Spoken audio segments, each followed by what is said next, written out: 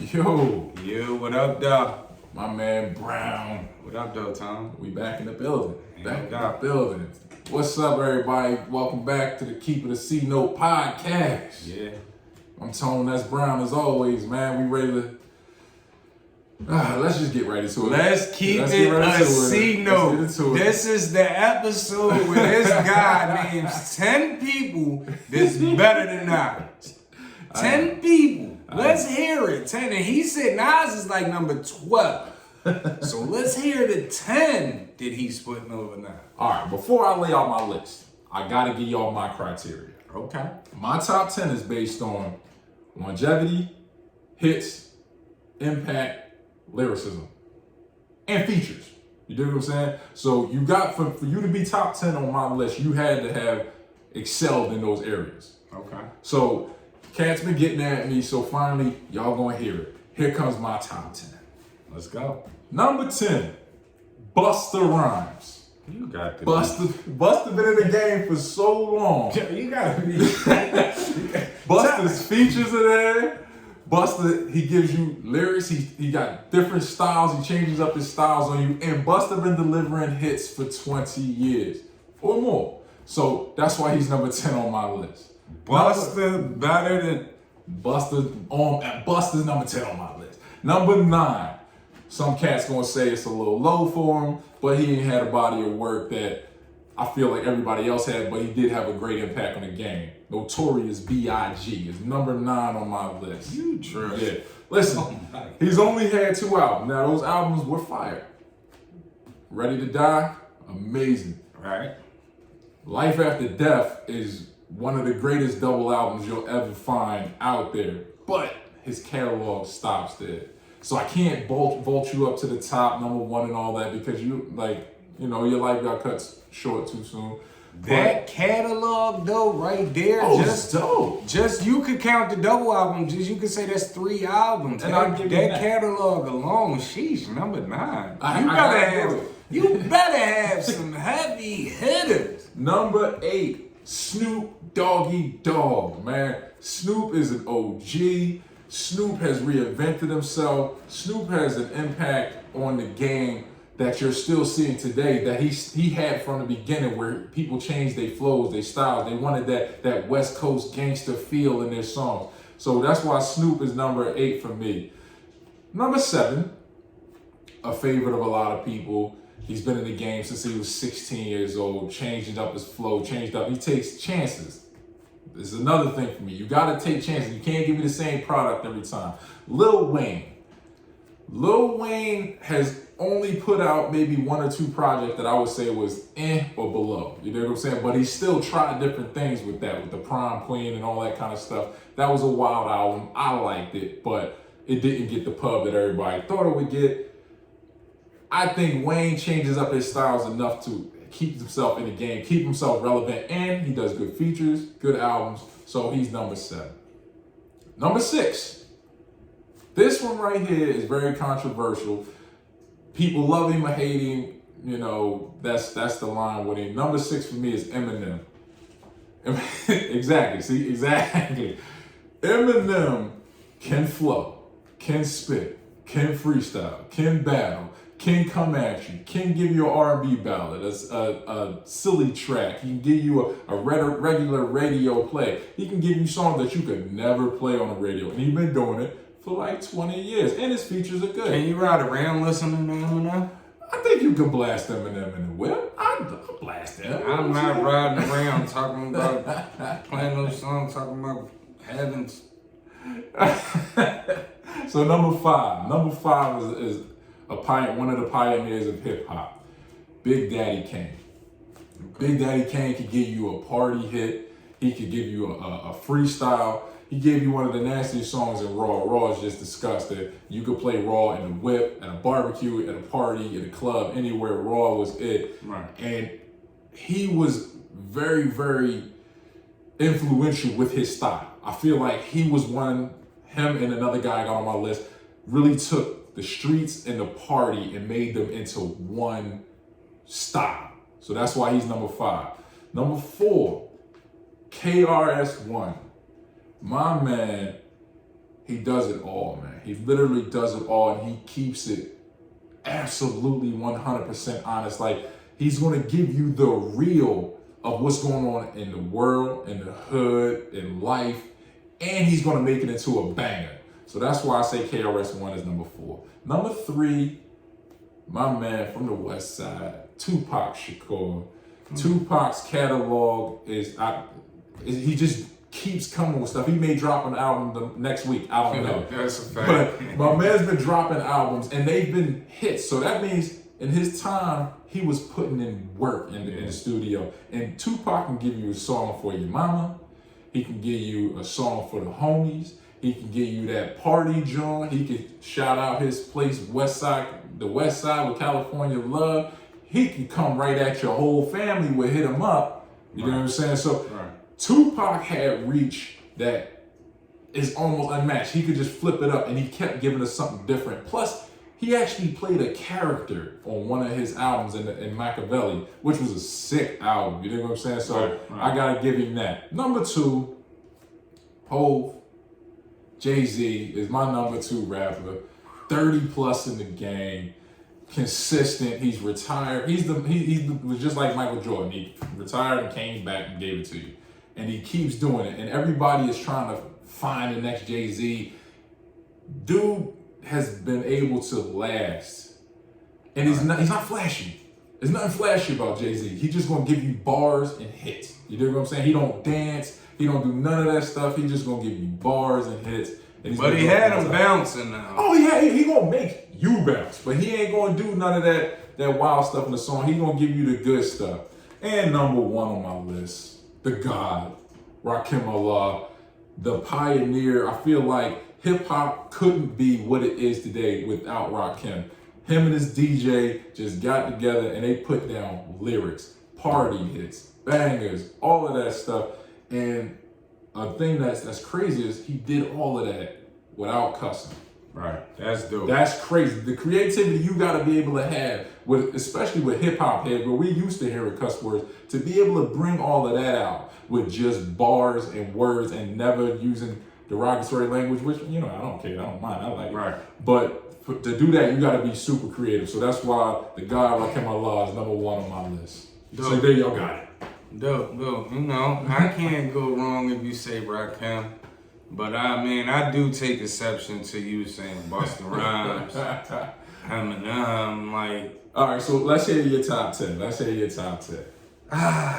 My top 10. Honorable mention, he probably wouldn't be 11, but he'd be I don't think Wayne is better than Nas, but I do feel what you said. He got better. He influenced a lot of the stuff you see right now, the little whole biker, skateboard, dressing with the chain wallets and the dreads, the face tattoos. So he got everybody, all the young boys, drinking lean. So he's definitely a trendsetter. Mm-hmm. But I gotta put an asterisk next to his name because the thing is, to keep it a C-note with you, we seen Lil Wayne come out. Mm. We seen the black is hot, and bling bling, and the Wayne we see now is a Wayne that hung around a Philly guy for some time, and then he just, it's just something about them Philly guys, man. You see Wayne today, that swag is, he hung around a Philly guy, and everything changed. But Shout out to Gilly. But number 10 on my list is the king of the South. The real king of the South. Scarface. Ooh. And I'm basing my 10 off lyrics, impact, and movement. Number 10, we don't mention Lil Wayne or none of them if Scarface and the Ghetto Boys don't kick the door in. Facts. A lot of people don't mention Scarface. He is a legend. He got songs with everybody from Big to Tupac to Nas to Jay-Z, all the legends. He don't give you no trash verses or none of that. He give you that pain. He give you the raw street stuff. That's my number 10. Number 9, controversial. A lot of people do not mention this guy. LL Cool J. Ooh, that's good. That's a good pull. You gotta put some respect on that man's name. Like LL Cool J, give you the hits for the ladies. He transitioned over to TV. He can get on a track with any of the top dogs and go. And go. Rest in peace, DMX. The first time I heard DMX was on an LL Cool J song. I don't know if it's because he started making all the songs for the females or not because he lick his lips a lot. Whatever it is, a lot of people disrespect LL. When you got to put some respect on that man's name, he's my number 9. Number 8, just on the strength of the NWA catalog alone, Ice Cube. He's my number 8 of all time. While he was with NWA, he penned all the lyrics, Fuck the Police, Straight Outta Compton, all the songs that when I first fell in love with hip hop, he penned them songs. For me, that's my number 8. A lot of people don't mention Q. His first album, No Vaseline. Sick. No Vaseline. Sick. My man, you read my mind. And the first album, the first 2 solo albums is also crazy from Q. You know what I mean? He also not only transitioned into being an actor, but he owned his own stuff now. Like, he got his own production company and everything. If it wasn't for Q, we wouldn't know Smokey. We wouldn't know Day Day. You know what I mean? And this all came from him saying, fuck the police. So that's my number 8. Number 7, I'm going to keep it a C-note with you, and I know people are going to be mad at me. Your man out of Marcy, Jay-Z. Ooh, that's low. Number 7 on my list. Brilliant businessman. He gives you a lot of hits. He's had hits over the years. He's done a lot for hip-hop. He's definitely done a lot for hip-hop, but I'm not judging it off of being a businessman. I'm judging it off of your bars, your music. The impact is crazy. My only thing with Jay-Z is, on one hand, maybe 2, I can think of creative songs that Jay-Z has done. He doesn't have much, he's not gonna give you much creativity with his songs. He's gonna give you a banger, or he gonna give you something nowadays that's gonna make you think. But he's not gonna really give you nothing like, damn, that was a dope idea. He's not gonna give you a Nas Rewind. He's not gonna give you a Nas I Gave You Power. You're not gonna get that from Jay-Z. But you'll get some dope music, some dope bars, and you'll get a hit. So, I'm sorry, people, he's my number 7. Number 6, a lot of people don't mention this guy, and if we're just going off of bars, he's probably my top 3. Kool G Rap. Kool G Rap talks that talk. I've never heard a whack verse from Kool G Rap, no matter who he's been on the track with. You want to hear some street, get money, mafioso talk? You want to hear crazy stories, like vivid stories? Kool G Rap is my guy. Number 3 on top, if we just talking bars and spitting, he's in my top 3.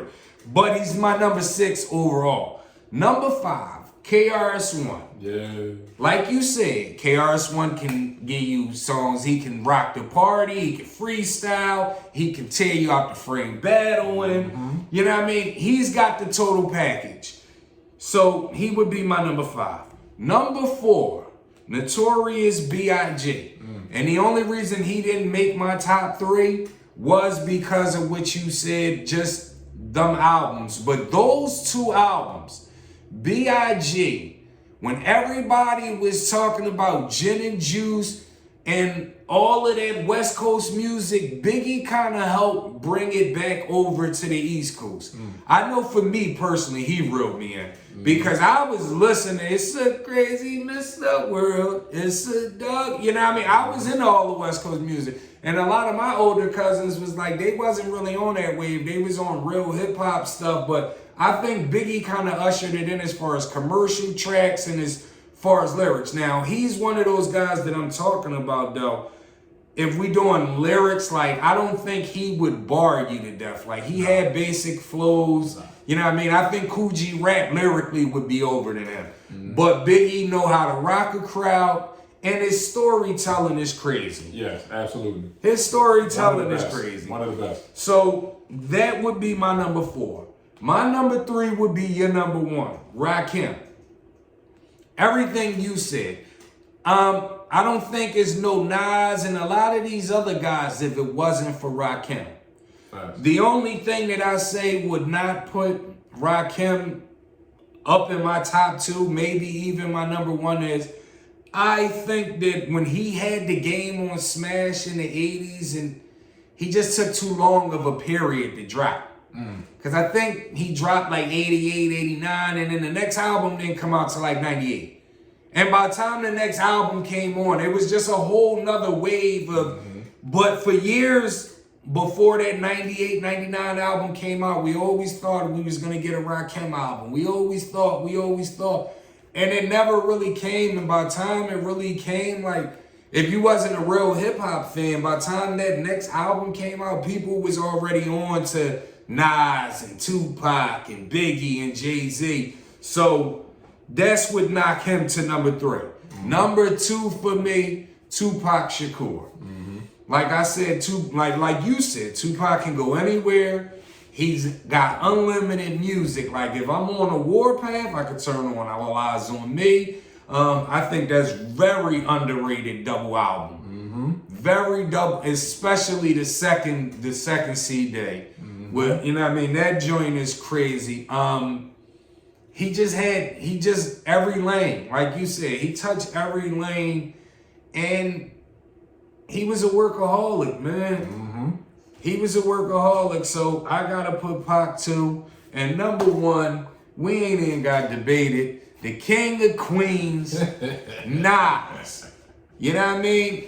Like I said before, I don't think song for song, there is an album, especially a debut album, but I would say no album, song for song, that is better than Illmatic. I will say there is no artist that's a better storyteller than Nas. And like I'm saying, Biggie is a dope storyteller and all of that. And but I think what separates Biggie is also creative too on his storytelling. I will give him that. But I just think the lyrical aspect, I just think that Nas was always more lyrical, had better bars than Biggie. You see what I'm saying? I think Biggie was better at making the commercial music, the songs that can make you dance, and the songs that's gonna get you number 1 hits and get you spins on the radio. But as far as just lyrically spitting it and talking that talk, Nas is my number 1. If we talking longevity, he's got 27 summers in. He just won his first Grammy. Come on, man. That's longevity, man. And it's not like it was just like go ahead and give him the you can listen to King's Disease from start to finish. That was a crazy album.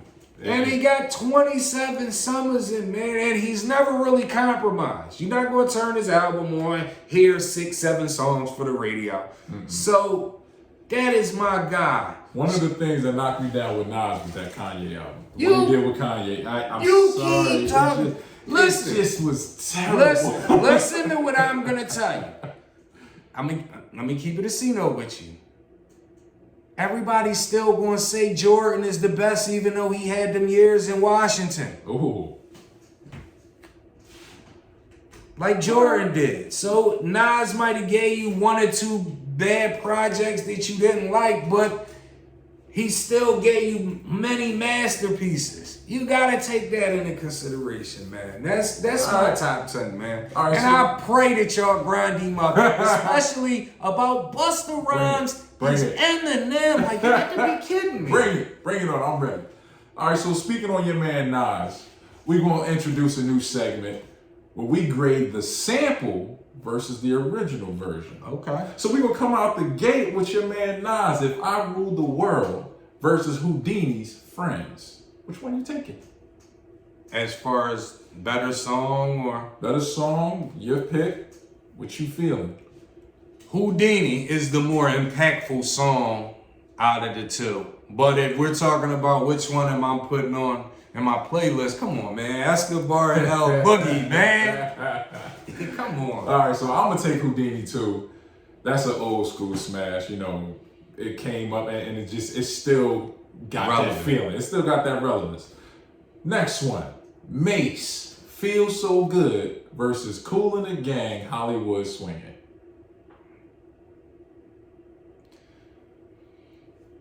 What you know about going out there like CDs all over my head? I'm going Mace, man. I was just thinking, man, if I'm on cabaret, old school vibe, I'd probably go the other way, but I'm going Mace. That was a hard one for me. I ended up going with Kool and the Gang just because that song rocks to this day. And it's, I don't know how old it is, like 40 years old or something like that, but they laid the groundwork for party rap and party hip hop with that song. So, next one, Puffy, Puff Daddy, P. Diddy, whatever you call him. Okay. Can't Nobody Hold Me Down versus Grandmaster Flash, The Message. Grandmaster, The Message. I'm going to agree with you there. I don't think, real competition. Right. Here's the next one, Jay-Z, Izzo versus the Jackson 5, I Want You Back. Jackson 5. Y'all about to hate me with this one. Wow. I'm taking Izzo. Yes, I know my mother's gonna probably call me and cuss me out. Whatever. Oh, you talking about H to the Izzo, V to the Izzy. Yes. I'm gonna tell you why. And it's not even about the Izzo song. Run him up, please, y'all. I Want You Back is a average to below average song if they're not singing it live. It is not a song that I'm gonna put on any playlist or I'm not gonna wanna hear it. Oh, I need to hear I Want You Back. It's never gonna happen. So to me, that's a song. Izzo, I got down with Izzo when it came out, so I'm gonna say Izzo for me. Grind him up, y'all. He is tripping. All right, next one. Notorious B.I.G., Big Papa versus the Isley Brothers, Between the Sheets. The Isley Brothers. Now, I love Between the Sheets. I love it. But I can't play it on a regular basis. So I gotta go Big Papa. The only time I'm playing Between the Sheets is when I'm trying to get between the sheets. Big Papa, that song hit so hard when it came out. And it was so smooth. They would play it in the club and it's a slow song. You dig what I'm saying? So I got to go Big Papa. You tripping today. He done lost his mind, yo. Last but not least, Kanye West, Gold Digger versus Ray Charles, I Got a Woman. Duh, Ray Charles. Cat's about to be mad at me again. That Gold Digger song is my joy. It is. I love I Got a Woman. I love it, but it's not one of Ray's best songs. Yeah, but what I'm saying is, it's like, Ace of the Izzo and the Kanye song is not like classic music, though. Like, so Gold Digger, man. Gold Digger is I think that song's underrated. You know how many people probably spit their coffee out when they just heard you say that? Hey, look, I'm gonna keep it a C note with y'all always. I love Gold Digger. That's a good song. That's crazy. So, bro, let's talk a little bit of the fight game real quick. It's a fight that we hoping that everybody sign. Hopefully sometime in June or July or something like that, they get in the ring. Errol Spence Jr. versus Terence Bud Crawford. Who you got, player? I like Bud, man. I love Bud, but I got Errol Spence Jr. I just think he on another level, man. He can box. He can brawl. He can knock you out by punching you to the body. Like, he is just on the body tip, just working the body. Like, I think he might be the best in the game right now, under probably Saul Canelo Alvarez, you know what I mean? But Errol Spence, man, he'll play a tune on your ribs and he'll put you down off of it, man. I like Bud, but I notice a lot of times when I see highlights after Bud to knock somebody out, it's like that a lot of his stuff is more wild. it's not more fluid. Like Errol is just more like fluid with it, and he's gonna stay within his plan. It seems like sometimes like Bud, like when you see replays and you be like, oh my God, he knocked him out. But if he would have missed, and that's the thing that scares me when he's fighting Errol Spence. So that's why I'm taking Spence. All right, well, I'm going to take Bud. I feel like Bud is a more complete boxer. Bud can punch. Bud can box. He can switch stances. Good defense.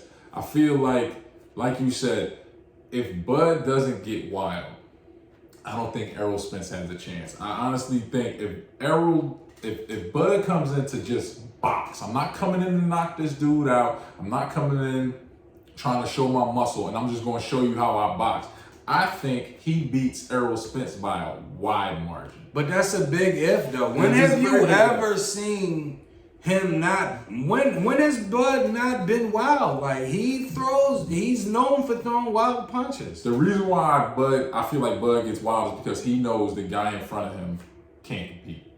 I feel like when you go up against somebody that you know has a shot of knocking you the hell out, it makes you be less forceful of the knockout. It makes you be more patient. Well, at least it should, or else you're probably going to take an L.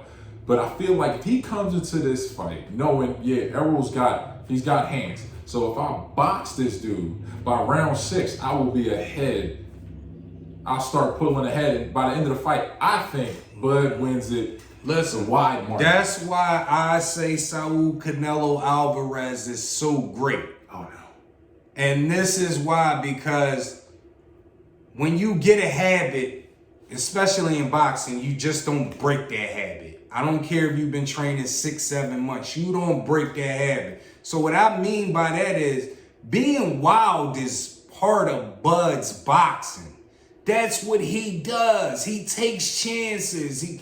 He's not going to say, okay, because I'm fighting Spence, I'm not going to be wild. That's not going to happen. Bud is going to fight his same fight, and that's what makes me worried about the fight. I don't think Bud can, if you fought this way all your life, I don't think you can train 6 months and then just change that, because at the end of the day, when stuff don't start going your way on this new training technique, you're going to resort to old habits. This is true, but we've also seen Errol Spence have some trouble against complete boxers.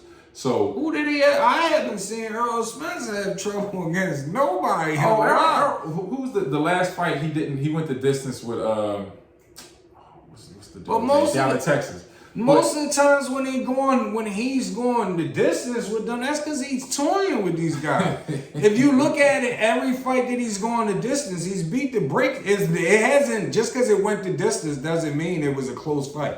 It just means he might have been just trying to sharpen up a little bit. But see, I don't think he's carrying that same killer instinct with him to the top guys. He was laying out everybody. Like, you come in a fight with Errol Spence, you already know what's happening. It's a KO inside of 6 rounds. When he started getting with them top dudes that actually had some seasons, some former champs and all that kind of stuff, it was a tough fight for him. Like Danny Garcia. Danny. Listen, we Philly boys to the heart. Danny, you needed a new trainer about 8 years ago. You get what I'm saying? Had you had a different trainer to give you some real, no disrespect to Angel, we love what you did, but there are guys out there that could have taken Danny to being the top guy for behind Floyd for a minute. Listen, I love Danny, especially because he's from Philly, but I'm going to keep it a C-note with you. Danny shouldn't even have been in that ring with Spence. He did not deserve to be in the ring with Spence. And that's one of them fights that I think Spence was just, that was a tune-up fight. Spence just coming back. Spence was just toying with him. It really was. And I think that's a discredit to Danny, more so than it is a credit to Spence, because I feel like Danny comes into a fight and he starts the first round with a different game plan, then he goes right back to the same things that he did that gets him beat. Same thing I'm telling you Bud is going to do. So I feel like Bud's a more polished boxer and has better training than Danny. than Danny. So I feel like Bud has the advantage over Errol Spence. So my prediction, Bud Crawford beats Errol Spence by a wide margin, like a 117 to 113, 118, 112, something like that.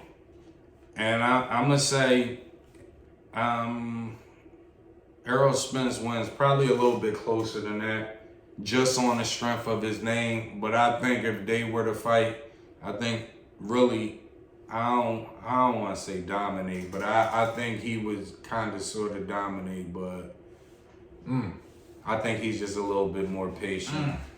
And Bud is going to get over anxious, and that's going to cost him. Y'all need to sign the contract. We trying to see that fight. Ain't no doubt. All right, so I got this shirt on for a reason. I got the rep, because we were talking about the 2016 draft and my man right here, Ben Simmons.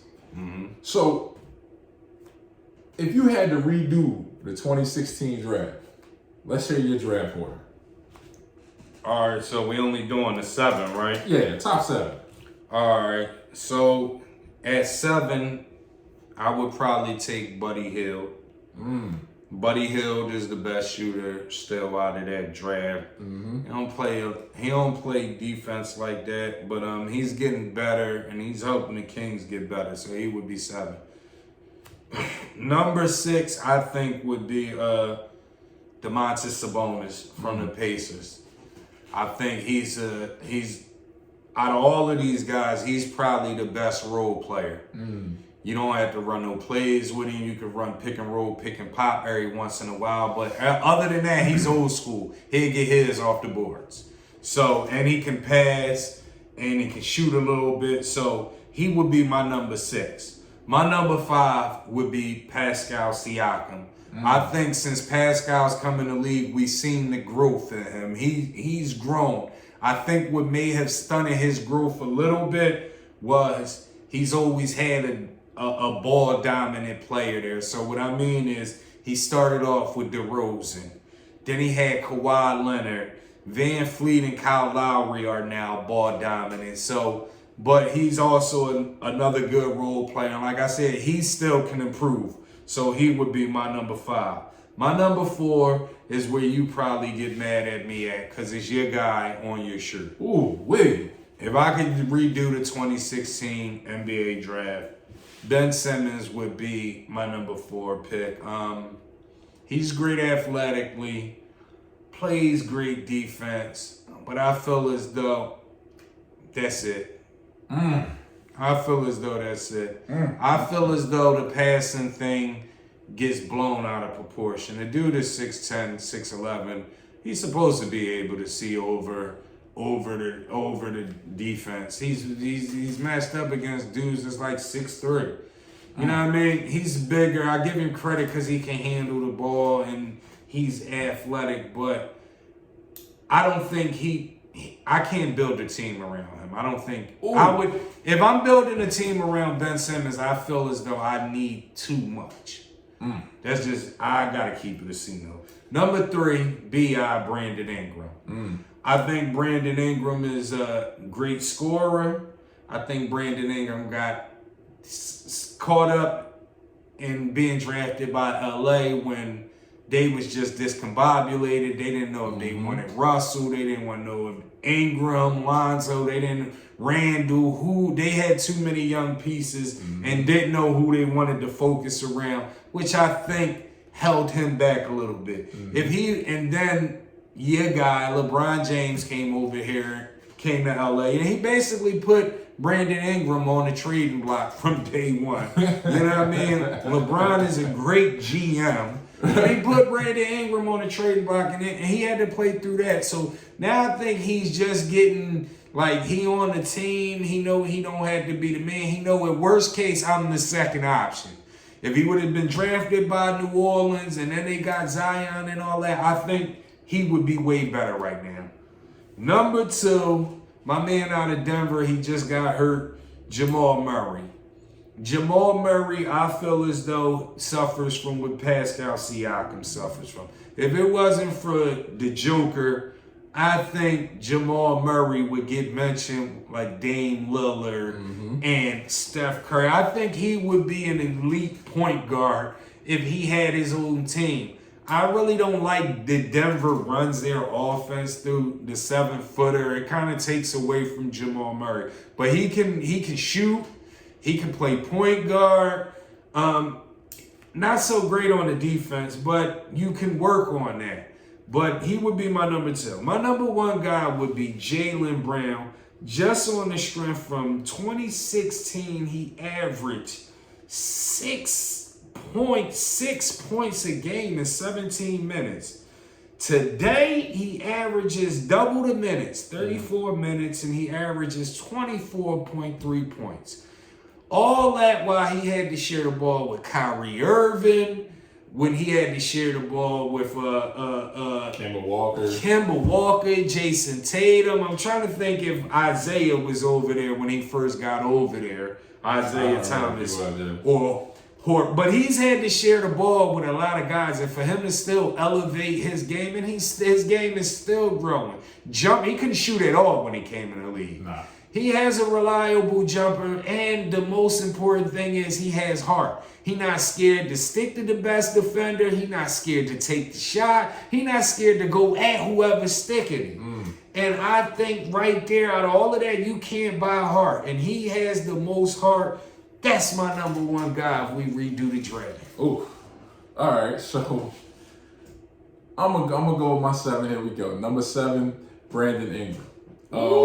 Yeah, like you said, the start to his career was just not number 2 draft pick worthy, and it's not his fault. He went into a situation where he could not be what he needs to be. He's becoming that now that he's in New Orleans. This year, him and Zion are tearing shit up.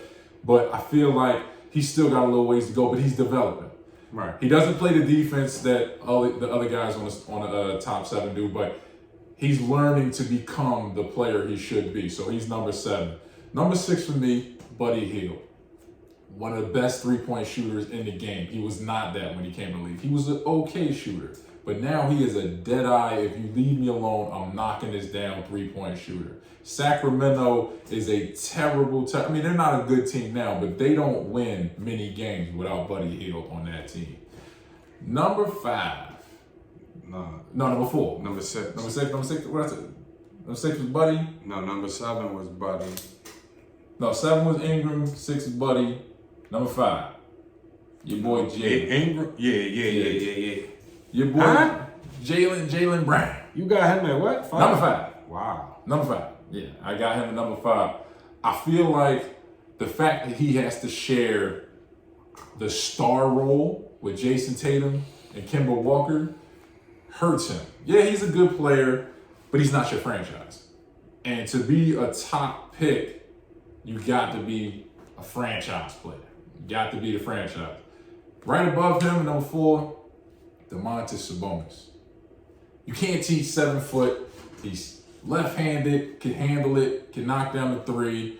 He needs to work on his defense a little more, but I feel like you can build around Domantas. I feel like you can put him in your centerpiece and get him some guards, maybe some shooters and everything like that, and then you can build him. I think he need to be. I think he's a good role player. I don't think you can build a team around him personally. No, you don't think so? Nah. Oh, wait. I'm sorry. Domantas is number 3. My number 7. I skipped my number 7. Your boy Pascal Siakam. I give Pascal props at number 7 because he's not great. He's a really good player, but when he came in the league, he was not a good player. He was a run around energy type dude, and he decided that I'm going to get better. So that's where. So he's 7. Ingram is 6. Buddy's 5. Jalen's 4. Domantas is 3. And here comes number 2. Now, listen, I'm a homer, but I got to keep it honest with you. My man Ben Simmons will be number 2 because he hasn't developed the jump shot that everybody wants him to develop. But he does so many things on the court to make up for it. He runs the point. He directs the offense. He is the only person on that team that can get the ball consistently to Embiid in places he needs to be. He's going to lock up your top player, no matter who it is. 1 through 5. He can guard 1 through 5, and it's not going to be a good night for them. That sounds like a good role player to me. Well, he's for number 2 pick. Well, here's my thing: the proven worth of him as we speak.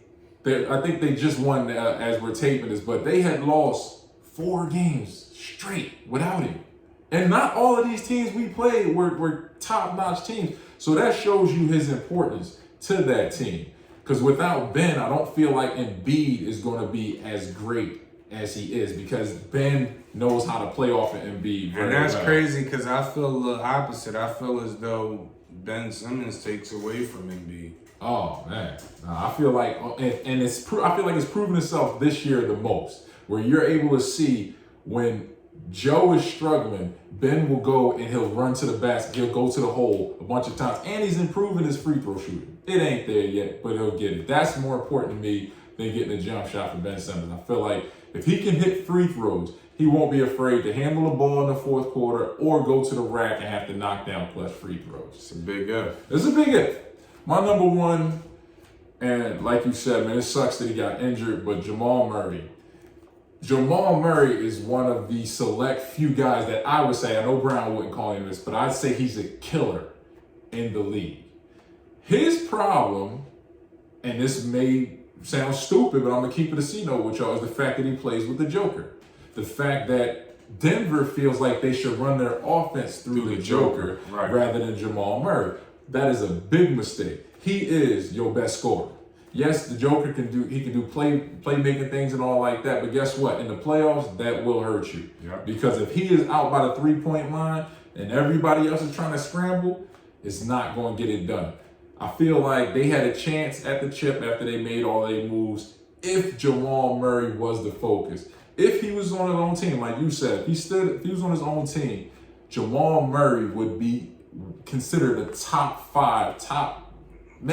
3 point guard in the league. I give him 5. You give him 5? I like him because we got to think of the potential of what he could actually be if he was on his own. You dig what I'm saying? Last year in the playoffs, though, that was top 3 performance. And that's what I feel like that team that the way they ran that team last year in the playoffs during that was the Western Conference Finals. All through there. And when they took out Utah, right? And then the second round, came back. That was because of Jamal Murray. Yeah. Game winners, 40-point games, 50-point games, whatever he needed to do, he did it. And I feel like if he had his own team and they built it around him, or even if they lessened the role of the Joker, they would be a much better team than they are. That's a fact. I can't deny that. Yeah. Now, you done talked about my boy. So I got to ask you, is Ben Simmons overhyped or no cap? Is that really? Ben Simmons is overhyped. Oh my God. Here's the thing. How long have you been watching Ben Simmons play basketball? Since he was in 10th grade. And from 10th grade to now, what has changed in Ben Simmons' game? Court vision, better court vision. Defense. His defense is a lot better. He's a lot better defensively. Well, what if I would say that I don't think he has better court vision? What I think is he was way better in high school than everybody else, so he didn't have to pass as much. You know what I mean? So, but everybody knew just because of his size and his athleticism, you know what I mean? It's not hard for him to see over the defense. That's true. But I mean, he couldn't shoot. He couldn't shoot in college. He couldn't shoot in high school. He can't shoot now. He didn't have heart, and especially in college. I would say college, because I seen him, and to me in college, he didn't look number 1 worthy. Now, a lot of people say he didn't want to be there, so I don't hold college against him. But his game has not changed. He's playing against people that's strong like he is now, his height, fast like he is, and all of that. So he has to pass the ball a little bit more because he can't get to the rim every time. And he's already seeing over the defense, but nothing has changed from 10th grade to now in Ben Simmons' game. Wow. Let me, like I did the numbers for Jaylen Brown. I got a number for Ben Simmons. His rookie season, he was averaging 16.9 points a game. right? And that was the 18-19 season. He was playing 33 minutes. Today, he averages 33 minutes and he's down to 15 points a game. His highest scoring average, 2018-19 was his highest scoring average, 16.9. Rookie season, he was at 15.8. But since the 2018-2019 season, the numbers have declined. Same shot attempts, same minutes. He doesn't, forget that he doesn't have a jump shot and he doesn't shoot the jumper in games and he doesn't have a heart. Ooh. He has no heart. He's scared to touch the ball at the end of the game. He doesn't want to get fouled. He don't want to go to the free throw line. He don't want to shoot jumpers. So at the end of the game, all that stuff that you say he does is null and void because you really can't put him on the court. Damn. I got to keep it a C-note with you. The guy is overhyped. Ooh. That's it. That's it. What do you say? I got nothing. I think he's no cap.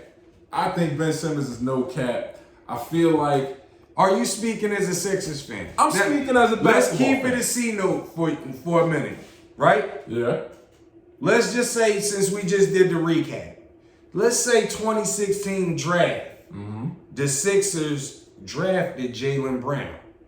And Ben Simmons, that same Ben Simmons you seen from the 10th grade to now, was playing on Boston team, putting up these same numbers. That you would still say that the guy is number 2 on that list? Yeah. I'll tell you why.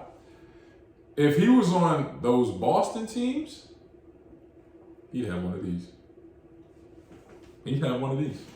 Those Boston teams were stacked and they were well coached. Brad Stevens would have made sure, because now I got a point guard that don't want to score no more. All he want to do is defend and distribute the rock. So now I'm gonna give it to Tatum. I'm gonna give it to Brown. I'm gonna give it to. But Brown ain't gonna be there. Well, not Brown, but I mean, you give it to Marcus Smart. I give it to my wing players. I give it to Gordon Hayward. I get these dudes in a spot where they need to just knock down a shot, go to the rack, do what you got to do. And all them guys that you named, besides for Tatum, who did you name? Gordon Hayward, Marcus Smart, Horford.